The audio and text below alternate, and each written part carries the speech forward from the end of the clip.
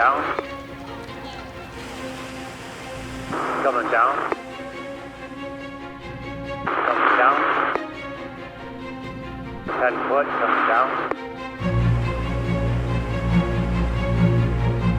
Yeah, let's swing a couple feet to your right, please. Swinging right.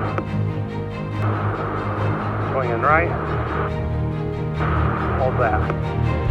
It's a different project. I've never been on a project like this before in my life. Hey, looking good. We're building the Maid of the Mist boats. It's a new design. They're all electric.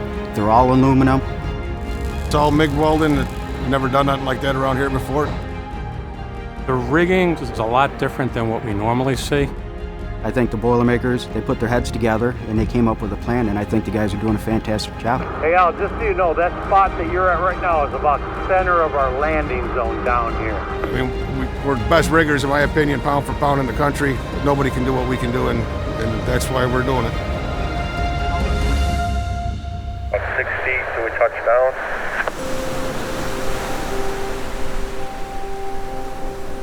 When I first came out to the job site and took a look at where they proposed to build the boats, I was amazed. So the site was terrible to access because of the natural grade change of the falls. And downstream, about a mile down, is where the beginning of the rapids are. There's a lot of challenges. We have to fly the pieces down 200 feet. You know, you got to have a crane big enough.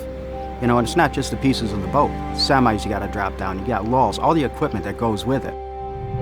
We will be taking the old ones out, disassembling, cut them into pieces, and flying them out piece by piece. The crane's a 275-ton tracker. It's got to reach out 140 feet into the gorge. It's a lot of weight to be going down 200 feet with a lot of factors involved with wind and just the sheer drop of the gorge. So it's a pretty big piece of equipment, but that's what we need to get the job done. We are now at the process of shipping the modules in from Wisconsin, which are approximately 60 pieces in the modules. And there's 2 boats, each one's approximately 100 foot long.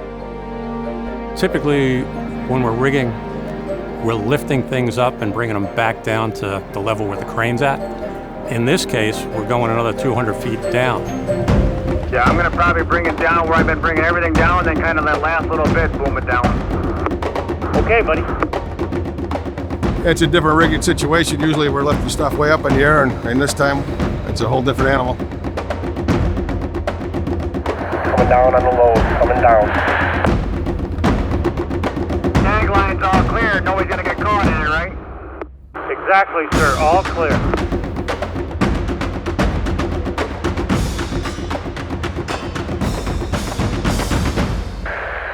All right, Al, we're set down here, whenever you guys are ready. Quite a lot's been lowered into the gorge. Got a bunch of pieces down, as you've seen. We're starting to root them out. A little more tan now than I was last time, not wearing a hooded sweatshirt and a raincoat, but other than that, we're building boats. When you're welding aluminum, there's a few factors. Aluminum, sitting out here in the sun, it actually grows. You know, it can change from morning to afternoon. It can move a 1/4 inch overnight. You line something up, get it laid out, ready to cut. You come back the next morning after the sun goes down, it cools, and it shrinks a 1/4 inch. It's a tricky thing to learn how to weld, and not just anybody can pick it up. It's a whole different color puddle. It's different noise. It's a different speed. It's a different everything. There's a lot at stake for this. You've got over 1 million people a year that ride on these boats. They're not taking any chances, and they want it perfect, and that's what we're going to give them. Yeah, we've been at 710s. Weather's been cooperating pretty good. We've been going through a lot of MIG wire, probably 3,500 pounds. It's getting a little tiring, but we're still persevering. Figuring out all the little tricks, your speed and your angles, and making sure you got good gas coverage. There's a lot of variables. It's one of the hardest parts about this aluminum MIG.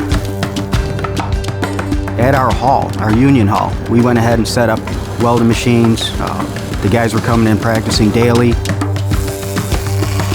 There's thousands of people a day riding these things, so we got to make sure we get the good quality welds that they need and make this thing right. Been a lot of hard work, a lot of hours.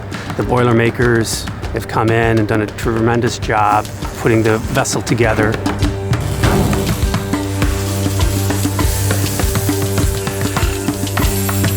We're getting closer to the end. I can't wait to see these boats go in the water. It's just going to be a proud moment for all of us.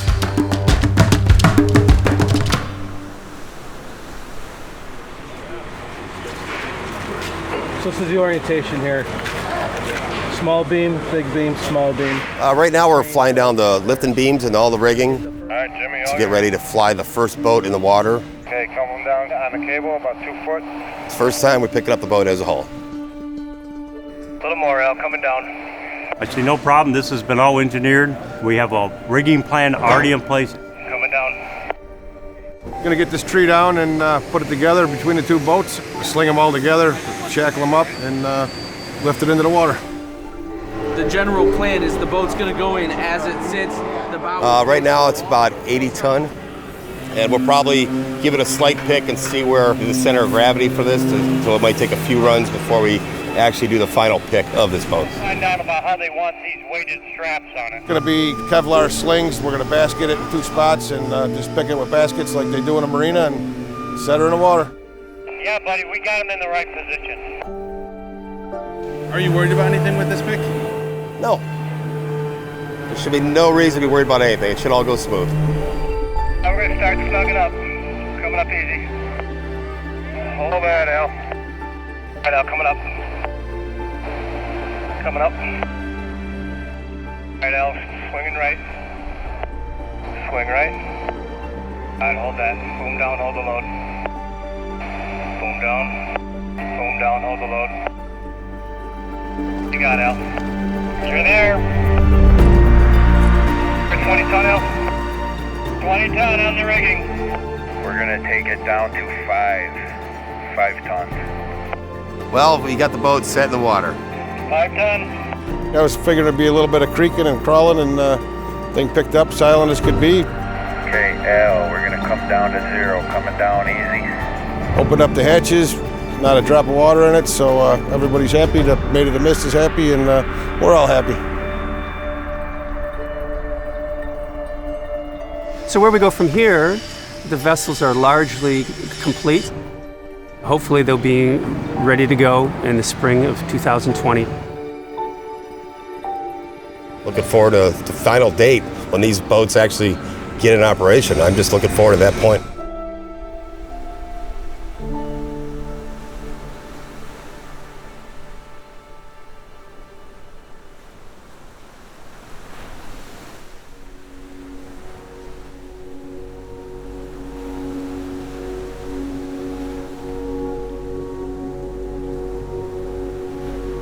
Niagara Falls is one of the largest producers of hydroelectric power. And the first electric AC motor was invented here back in the early 1900s. And in this place, with its great history of hydroelectric power development, we want to harness that energy for our own purposes and to be carbon neutral and environmentally friendly.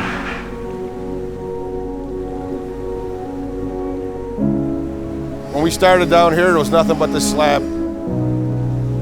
We built the tables, brought all the rigging down, all the cranes, the equipment, and after a few months, it started taking the semblance of a boat, and now you can see it's a complete boat. So it's been a long process, but it went pretty smooth. To see that thing in the water with tourists on it and just smiling kids and stuff, I'm glad to be up here today.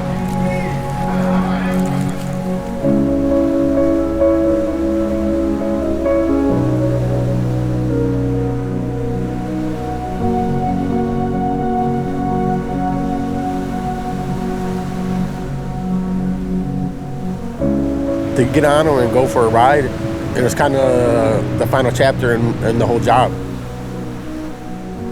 How smooth they ran and how stable they were in the water, I think it came out great. To see a finished product with all the small details is very gratifying, very proud for the whole local.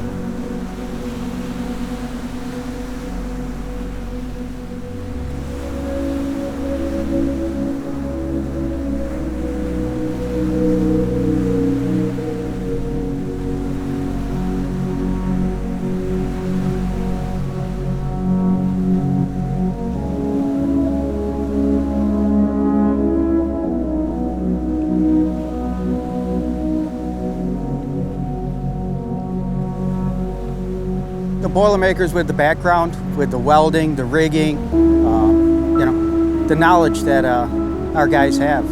I think it was a perfect fit for this job.